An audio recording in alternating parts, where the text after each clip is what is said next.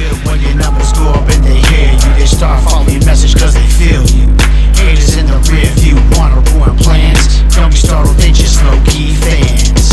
They tight like bands on a fresh stack. Knowing Rolo runs the city, bringing hip-hop back for the 51st year with my loquacious bands. Now this ain't no love. What's going on, my people, and welcome back to the Rolo Runs the City podcast. I am your host, Rolo, and I am here back for another week of Damn It, We Need to Level Up. That's what I'm back for. So anyway, glad to see that you guys are back. Glad to see that everybody's engaging with the show. I'm absolutely grateful that I have people wanting to tune into the content, whether it be, via YouTube or any of the streaming platforms. Obviously, you guys can go to any of the streaming platforms I'm there, whether if it's Spotify, Amazon Music, Apple Podcasts, whatever, man. I'm there. But anyway, I'm very grateful for that. This episode is absolutely very special to me. Of course, like any other episode, but you're only as good as the last thing you put out. So I wanted to make sure that we make it as best as we can. Anywho, without further ado, we are going to talk about from pain to purpose. And I felt that this was a very good topic because a lot of people are going through pain right now, whether it be financial pain, whether it's coming from, their health, maybe be sacrificing, spiritually, maybe they don't feel in tune with their creator, physically, people dealing with the overconsumption of food or alcohol or whatever it is. We're all going through rough times right now. So don't think that you're the only one. It's everybody, but it's all about how you bounce back. So remember, the comeback is all about the setup. That's the reason why you get setbacks. You get setbacks, so then that way you can have the comeback, which is the setup, aka the process. So we're talking about from pain to purpose. Whether it's war zones, hospital rooms, battling your body, and of course your mind with doubt. From my military boots to my marathon sneakers, I've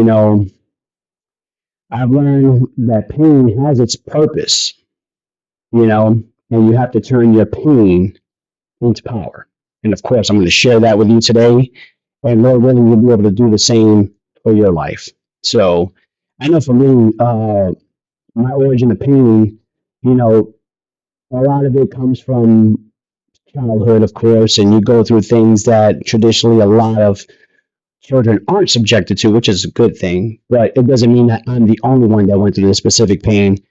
Many people go through these issues of pain, whether if it's emotional pain, physical pain, a lot of, traumatic experiences, things happen, and unfortunately, a lot of people who grew up in poverty are subjected to these things. And I'm no different than anybody else who went through poverty, growing up in public housing, of course, goes through that. But it doesn't mean that you have to live there. But anywho, like I said, the origin of my pain, of course, you could say stems through my childhood, but at the end of the day, I try to do what I can subconsciously without even realizing it, turn my pain into purpose without even realizing that was what was occurring. But I know entering the military, I went through a lot of pain. I think for myself, I think I was a disciplined individual, especially in the circumstances that I grew up in. However, when you go into the military, it's a different animal.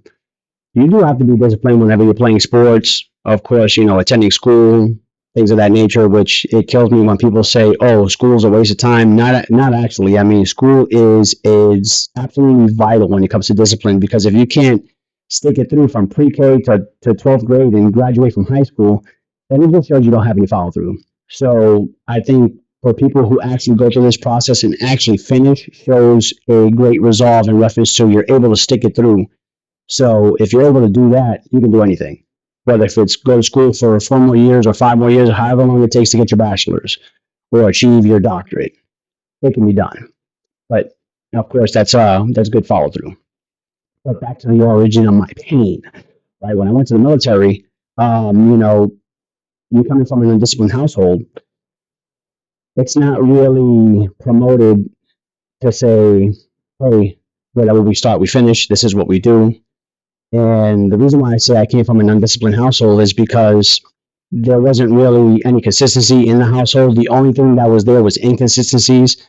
And whenever you're dealing with a wave like that of peaks and valleys, more valleys than peaks, it's not a good trajectory for anybody to flourish.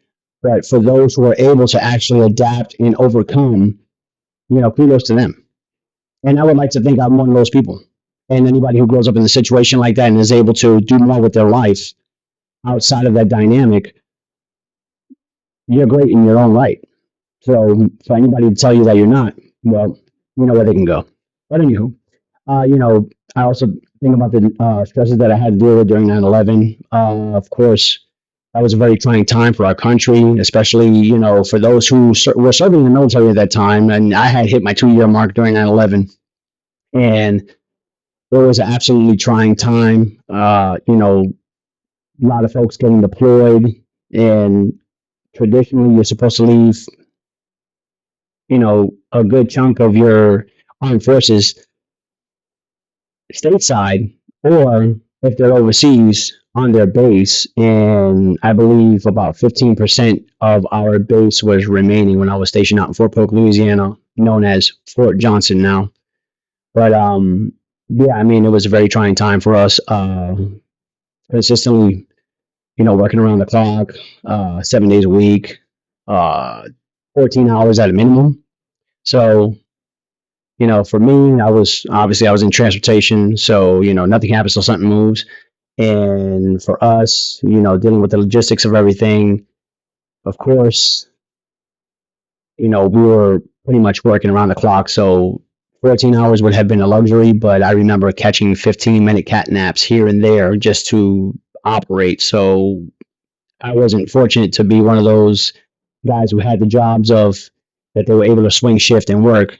We literally were like working around the clock. So that was a very stressful time. But dealing with the pain of that, and at the same time, I remember my grandmother passed away during this time of 9/11, and not being able to attend her funeral. It was something that was very trying to me because, you know, going through everything that we were going through as a country, then personally what I had to go through, dealing with that. And there was a lot to take in. It really was, so, but, like I said, I'm not the only one that's ever went through that. I'm just telling you so I know people can relate, because I'm sure there were very similar folks that went through those things. Unfortunately, I have many friends that went to the sandbox, the desert, and they didn't come back. A lot of friends from Second ACR out there in Fort Polk, unfortunately. But it's just it was a very difficult time for our country, and of course, like I said, the origin of this pain, also stems from that era too. So, going through all that, there was a lot to bear at that point. And of course, going through nagging injuries, being in the military. I mean, you can mess up. I mean, pretty much anything. I know I got injured several times, whether if it was doing road marches or whatnot, rappelling off a helicopter during air assault school. And I didn't even get my air assault badge because I couldn't make it to the last day of graduation, which was the road march and everything. I tore my ankle all up. So, I didn't make it. A lot of people get X'd out during phase 2 sling load. I don't know if it's still, the operation still works the same. I'm not sure. I mean, I'm talking about something that is about 25 years ago. So I'm not sure if it's still the same, but I know a lot of people were getting phased out because they were having trouble during sling load. But yeah, I couldn't get my wings, even though I was able to rappel off of a helicopter and things like that. It's just like I said, you go through a multitude of things when you're in the military, and I tore up. Unfortunately, tearing up my ankles. You hurt your knees, things of that nature. Your back. I mean, you have to really endure a lot of pain and try to turn it into purpose. But you know, those things like that, you go through and you try to drive on, and transitioning out of the military was one of the most hardest things for me. It really was. I served 4 years. I served from '99 to '03. This was during the time of the War of Afghanistan, Operation Enduring Freedom. Of course, we were invading Iraq at that time as well, back in March of '03. And, you know, it, you get the sense that you're trying to serve your purpose through the military. Of course, you want to maintain global dominance as the United States as a whole. But you also, you want to make sure that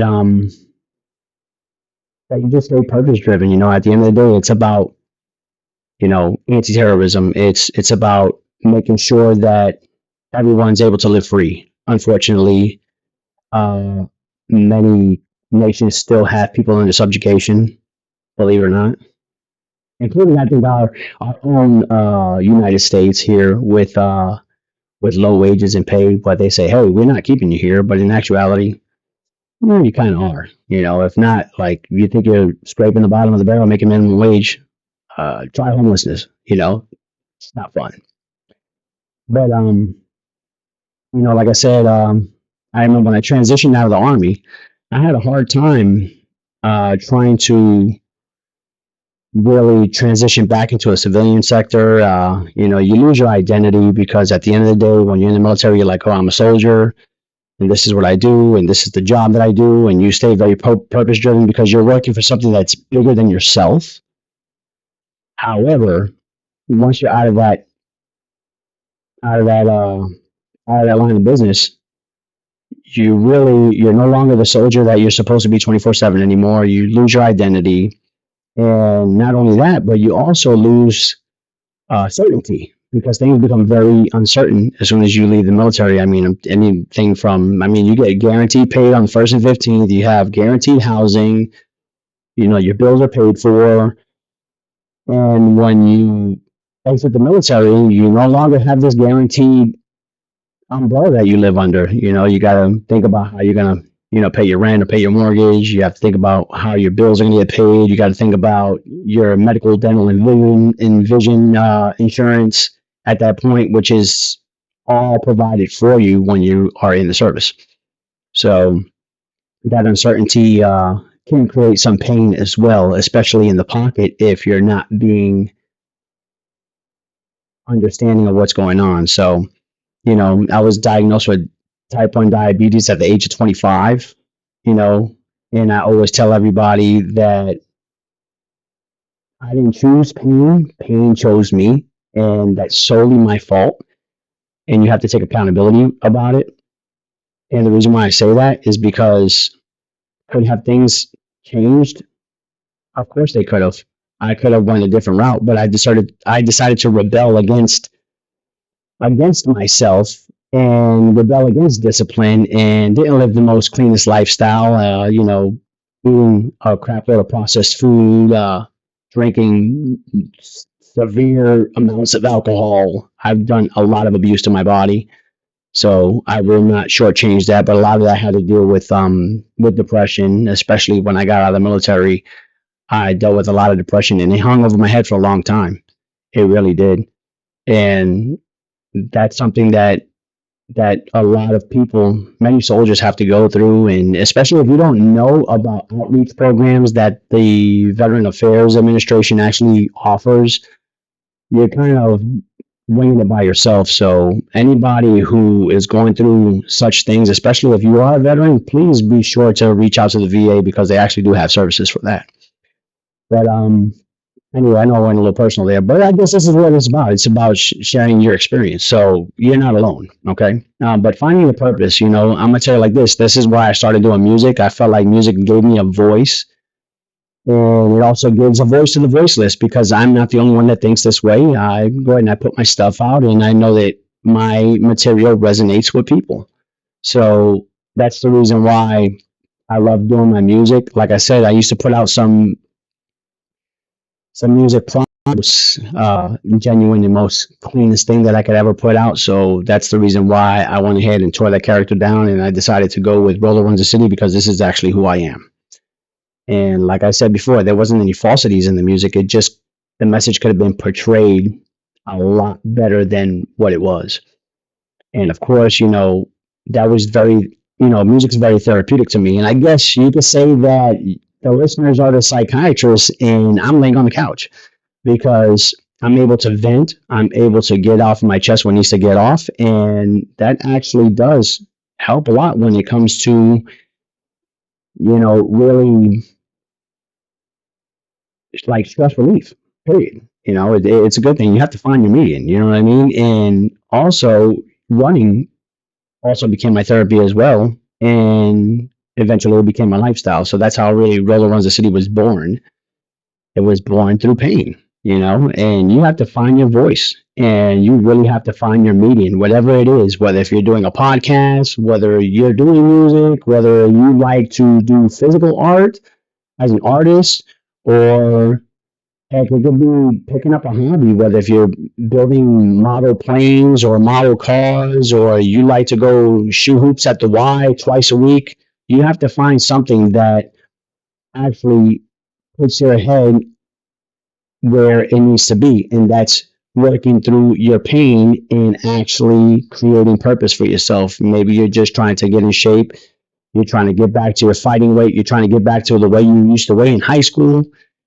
So then that way you notice you're able to be happier in that sense. And once you achieve it, you can keep on rinsing and repeating. Plain and simple. And like I said, what you will do and what you go through may resonate with others. So if you're deciding to do that, then you need to go ahead and go all in and definitely climb through your journey. You never know who you may inspire, you know. But I know I lost my uncle. He meant a lot to me. He was my oldest uncle. He died at the age of 68. Of course, it was things that really it was just it was just sad the way he went. A lot of stuff was alcohol induced, unfortunately. But he was the reason why I joined the army. You know, and he absolutely helped me become a better me because I had an example to look at. I know he served as a lieutenant in Vietnam, and I said to myself, I said, man, I would love to definitely serve a bigger purpose.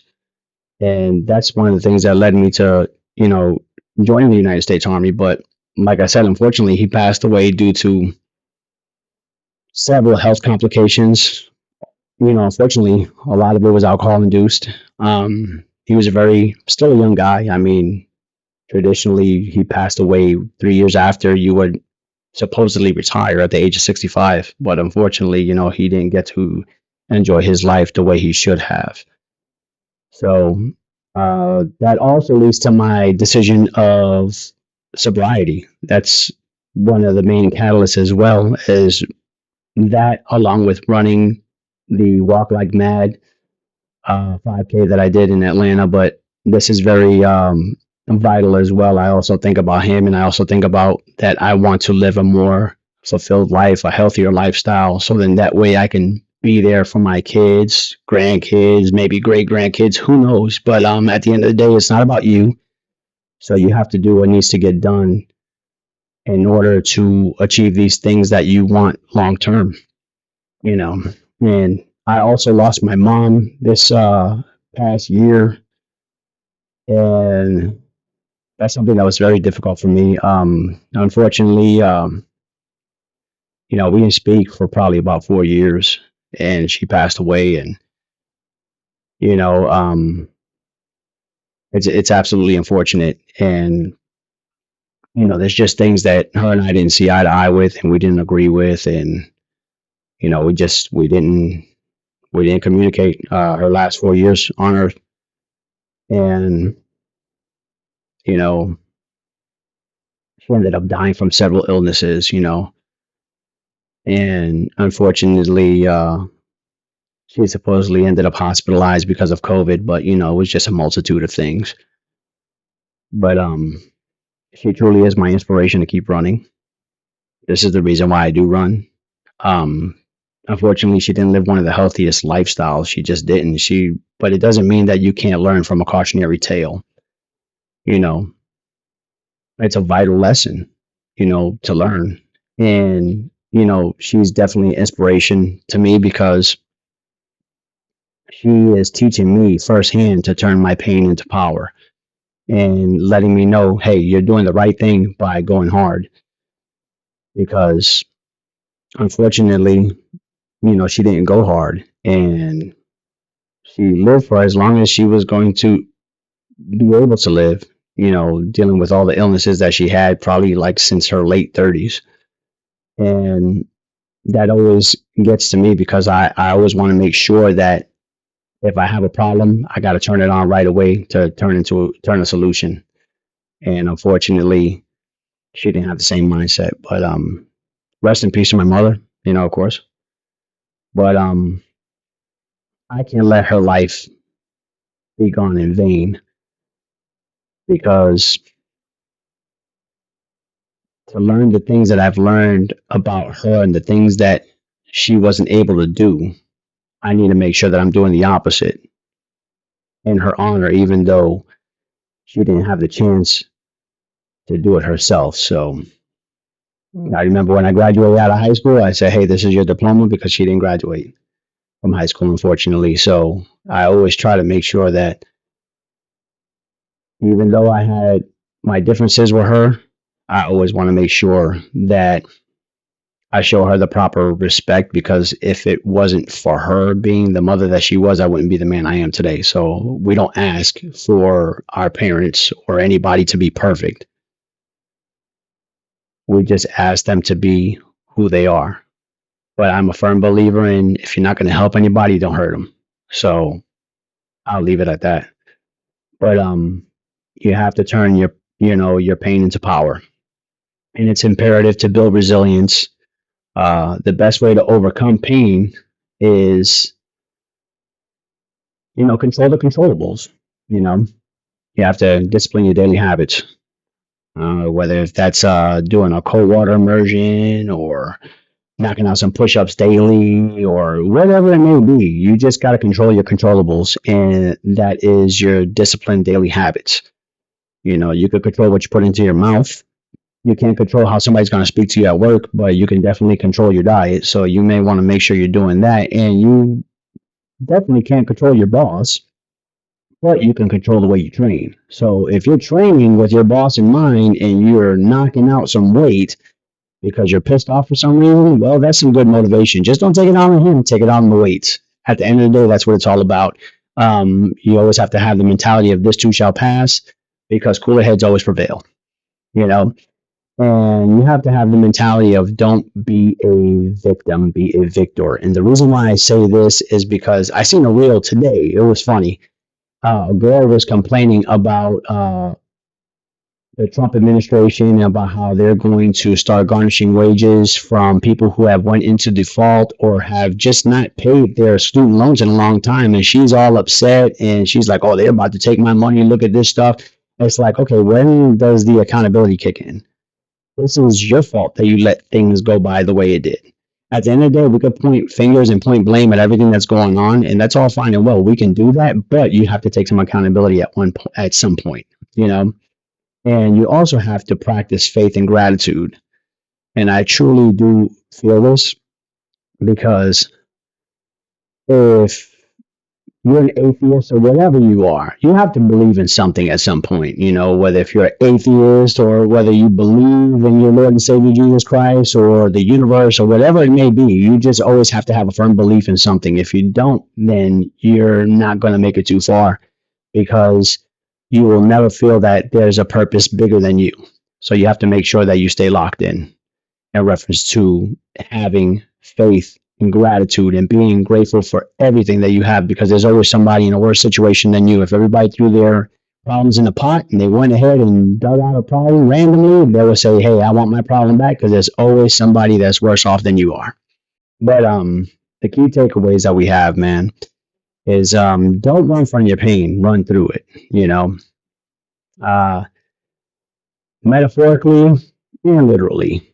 Like I said, you guys know my story back from when I did the marathon in March. So it is what it is. Run through your pain, and you have some emotional pain. You got to get through it. You're never going to level up if you keep on avoiding. We don't want to do that. And of course, use your pain as fuel, not as a crutch. You want to make sure that you're doing everything that you can to level up in any way possible. So even when there's no more pain there and you feel like you done made it to the pinnacle and you're at the top and you just feel like nothing can touch you, if you don't remain hungry and if you don't create some sort of an opposition, then you will eventually fall. It just is what it is. That's the price of success. So always have the hungry mentality. And you want to bulletproof your routine, that withstands any outside attack on your purpose. And the reason why I say this is because there's many people out there that they let anything outside derail their progress. You don't want to do that. You want to make sure that by all means that you're executing the way you're supposed to, regardless of what is going on outside of you. Let's make sure we always do that. So always have the mentality of attacking and doing what needs to get done. But anywho, I've got new music coming soon. Of course, I'm working on that project I told you guys, so it's going to be something that's going to be dropping mid-June. So, of course, I am turning my pain into purpose by getting out my new music. And, of course, that is one of my meetings to actually ensure that I get my voice out there. And it's very therapeutic for me. Therefore, I'm going to make sure that I do what needs to get done. And I haven't been able to run, so it's not that I can't. It's just that I'm properly recovering. So I have to make sure that I'm doing all that needs to get done in order to propel myself forward. And you guys already know the podcast mission, man. At the end of the day, this life is bigger than you. And we talked about it last episode, man. We said you ain't that special. And you guys already know you're not that special. When you look at the totality of what this world looks like, you'll realize that you're just a speck on this earth. So make sure that you remain purpose driven. And for those who are like, oh, I want all eyes on me, you're not going to get far. It is what it is. Like I say all the time, heard it from the great Tony Gonzalez, ego is no amigo. And that's the absolute truth. So make sure that you serve your mission as well. And that's becoming a better human and helping those who can't help themselves. But at the end of the day, I want everybody to understand that pain is temporary. But just like pride, purpose is forever. So make sure that you endure that temporary pain. Because like I said, purpose is absolutely forever. Well, anyway, guys, you guys already know that you guys can hit me up on Facebook and Instagram at Rolo Runs the City Podcast, at Rolo Runs the City Music. I am on there. You guys can look out for me on X at Rolo Runs the City. You guys already know. You guys can come to YouTube or wherever you get your streaming at. Just type in Rolo Runs the City. You're going to get one or two things. That's either the music or the podcast, or listen to both, because I will do the best that I can to make sure that I am therapy for you. And of course, this also helps you to allow yourself to execute on your own dreams. So don't stay listening to me too long, man. Just go ahead and start whatever you need to start. Or if you need my voice to drive you, then let it drive you home. Anyway, man, I'm very grateful for everybody to actually listen to my story of the origin of pain and how I have to turn my pain into purpose. And I'm hoping that everyone can actually do this and employ this in their own lives, so then that way they can become the better version of themselves and not get stuck in their pain, and knowing that their pain is temporary, but their purpose and their pride is absolutely forever. So y'all take care. Godspeed, man. I'm greatly appreciative of you guys, and that's all I gotta say for this week, man. Y'all take care. Godspeed, and we'll see you next week. Peace.